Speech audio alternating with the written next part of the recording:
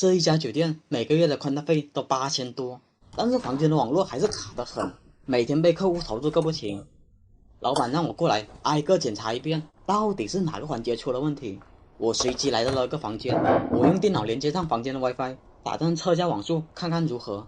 但是测下来发现只有10兆到20兆的网络，这样确实挺卡的。正好他们的 AP 是支持插网线的，我用电脑插网线测下速，看看能跑了多少兆。经过插网线测速，虽说网速快了一点，但是网速还是没有到50兆。我看了下这个 AP 的接口速率，按理说应该能跑到100兆才对啊。于是我去这层楼的热电井，打算看一下网络到底怎么回事。这个交换机就是负责这一层20个房间的网络了，上面的每一条网线就代表每个房间。我用电脑插上交换机试试网速如何吧，结果接上去一测，速度居然也是不到50兆，没理由啊！我看这个交换机是支持1000兆的啊，怎么会连50兆都到不了？那我就要检查这蓝色的网线了，因为这蓝色线是这一层的网络源头。我用电脑接上蓝色线，让我想不到的是，经过测速，就连这条主线也就勉强50兆的网络。这么说的话，这层20个房间就共用这不到50兆的网络，这不卡才怪呢。他们说这蓝色线是直接通向机房的，我让他带我到机房看一看。我跟着师傅走了很长一段路，终于来到了他们机房。但是我进去一看的时候，我擦，我是不是进错地方了？我当时以为他们的机房是这样的，或者是这样的，没想到居然是这样的。300多个房间的网络就靠这些设备支撑，我的天，这怎么整？这么多条线路，这么多条宽带，网线连个标签都没有，这不明摆着坑下一个过来维修的倒霉蛋吗？难怪他们说之前的师傅辞职不干了，这种情况换作是我也要准备跑路啊！但是想想为了粉丝们的一个小呼我索性就硬撑到底了。我大概看了一下设备，机柜里面总共有3个交换机，2个路由器，这外面还有个家用路由，也不知道它是负责哪个区域的网络。我先用电脑接上黑色路由器上，先看看它网速如何吧。当时我以为能随便跑个1000兆，但是没想到测起来居然连100兆都不到。然后我再试了下白色的企业路由，看看网速如何。这种企业路由虽然说写的是万口，但是它也可以当成任口使用。但接上去后，我电脑半天没有网络，那这个口被设置成万口了，只能接到光猫上，无法接到电脑上。我只能顺着它烂口的线，看看它把网络传输到哪里的。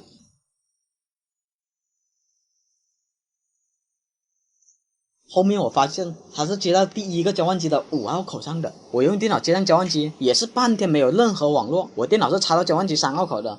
我打算看下3号灯亮不亮的时候，却意外的发现网络比我想象中的还要糟糕。这交换机居然是100兆的，而且这个3号口还是坏的。于是我只能换一个口，电脑才能上网。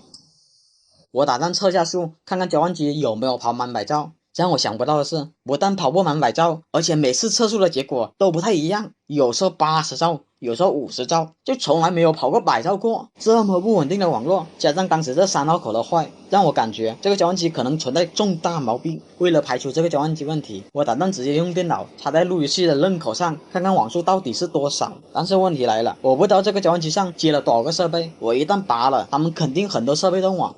当时我觉得就拔一下测下速，再插回去，也就断网半分钟，应该影响不大。于是我就拔了线，直接插在我电脑上。让我没想到的是，这下更离谱了，居然才20多兆。我刚才接到100兆交换机上都能跑个80兆呢，直接插在路由器上，网速反而更慢了。这就有点让我不太明白了。我还特意的看了一下，路由器是1000兆接口啊。算了，先把它接回去吧。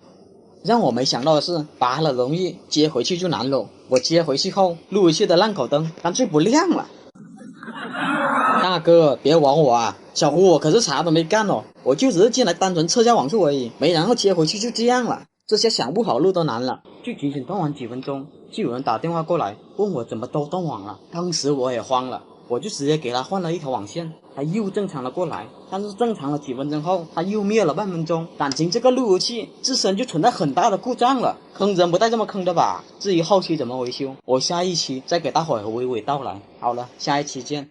他们说这2个房间怪异的很，就算人在 WiFi 面前，信号还是很差，让我过来看一看到底是怎么回事。我过来就用电脑接上去，看看什么原因。接上去等了许久，电脑右下角还是显示没有网络，于是我打算看一下电脑目前是什么 IP 地址。电脑左下角点击右键，运行，输入 cmd，打开对话框，然后输入 IP Polanco 更新 Pollution 这个命令，结果发现媒体已断开连接。这就意味着这 WiFi 压根就没通电了，难怪这房间信号这么差。原来他们之前都是连隔壁的信号，我只好拆开这 WiFi 看看到底是什么情况。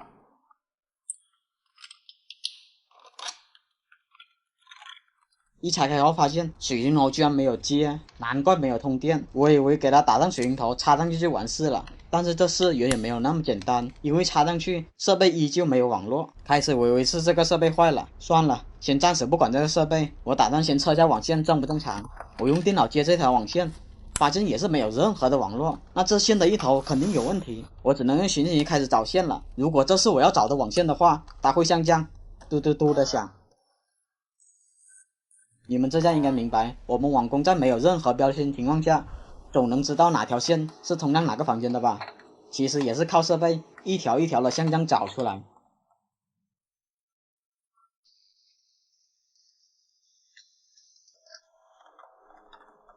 很遗憾的是，我在机房找了许久，愣是没有找到。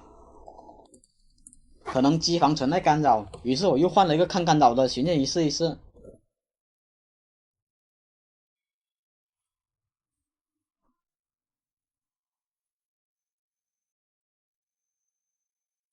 来到机房，我也是一条一条的挨个试了一遍，确实也没有找到。我都怀疑这网线到底有没有通到这里，但他们和我说，所有的网线确实都是通到这里的，没有其他地方了。那我干脆就把所有的网线弄出来，看看里面有没有短的网线，没准里面有一条短的网线就是那个房间的呢。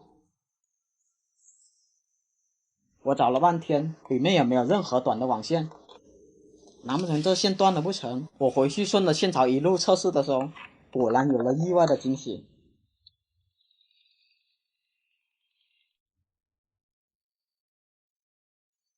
大伙发现没有？到这里声音就没了。那这里的网线不是断了，就是入墙了。我决定拆开来看一看。